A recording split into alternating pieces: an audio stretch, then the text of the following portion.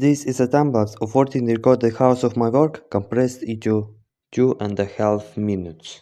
It could have been 4 or 5 more if not for recording issues. What I'm currently making is an entity containment management simulator. To say that I'm coding something like this for the first time would be a lie. Have you ever played Lobotomy Corporation, the game I'm drawing inspiration from? I didn't.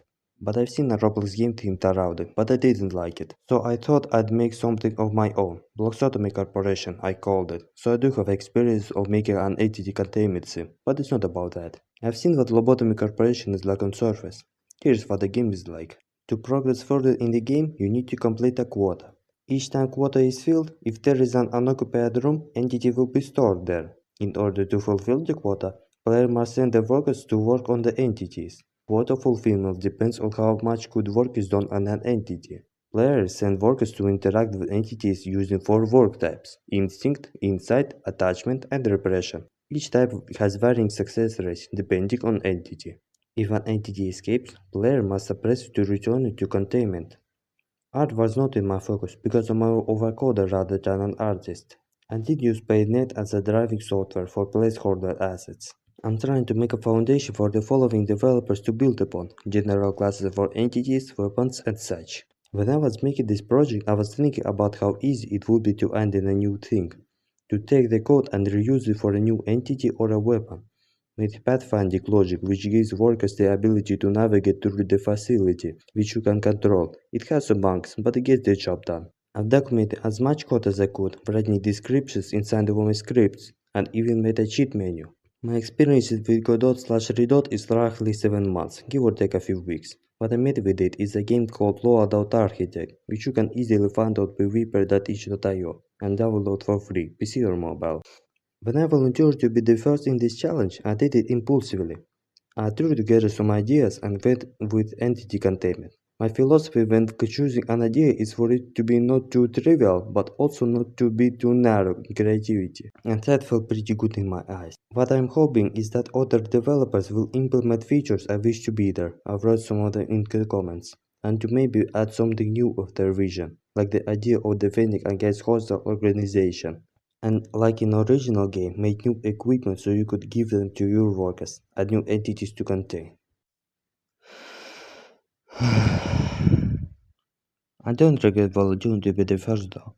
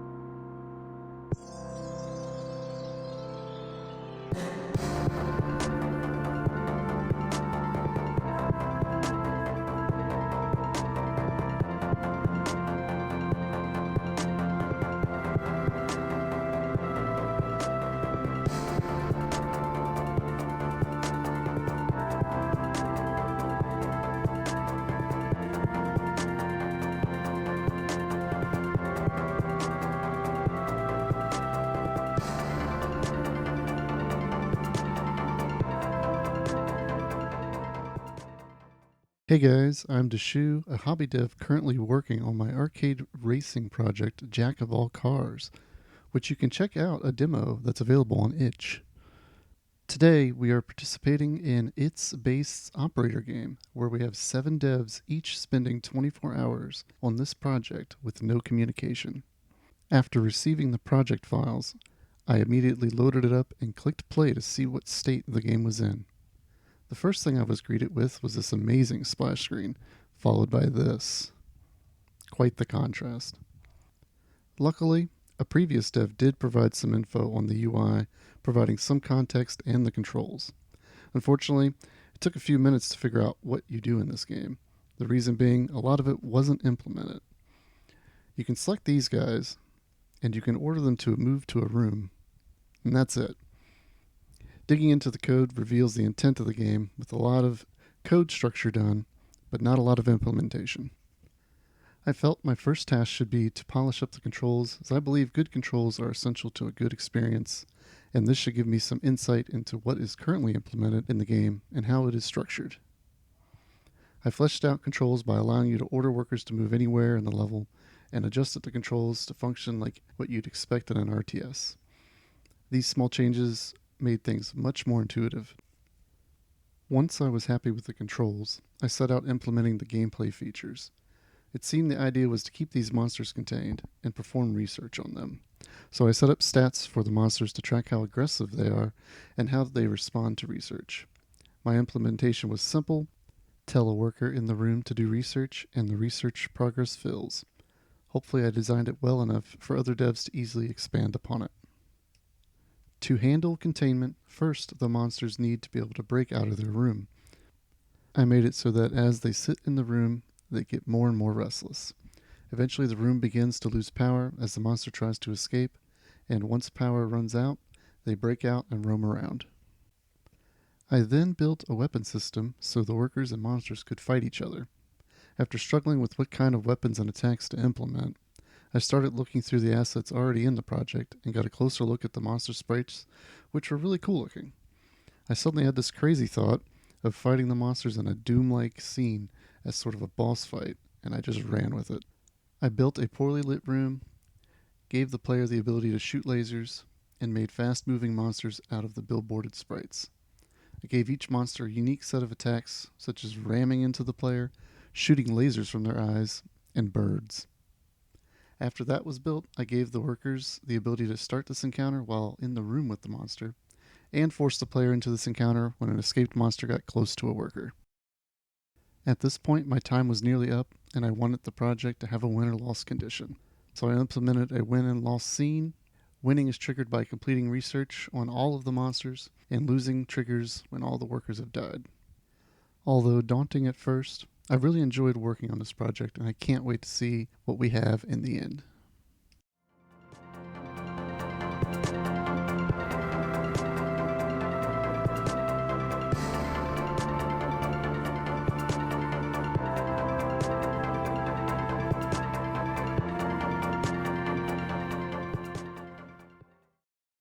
Alright, this is my first look at the project.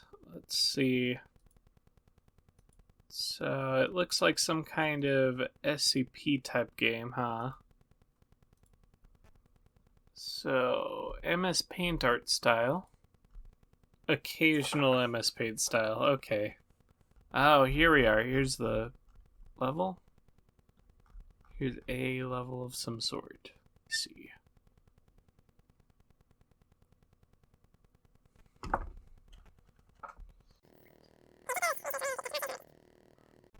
Okay, I never played Lobotomy Corporation, so... Oh, there is a 3D part of the game. The creatures have overrun the facility. Humanity has fallen. Okay, interesting. So that's my first impression of the game. Alright, about 4 hours into this, I got some lunch and figured out the project a bit. I decided the first thing I want to work on is the camera system, so I have put together this.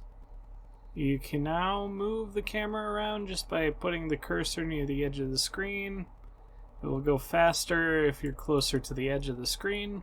I just got this working, so now where you had like spam a room in order to get them in, now it's just every time. Now the gameplay loop is functioning a little bit better, I think. Of course, someone else is gonna need to balance things.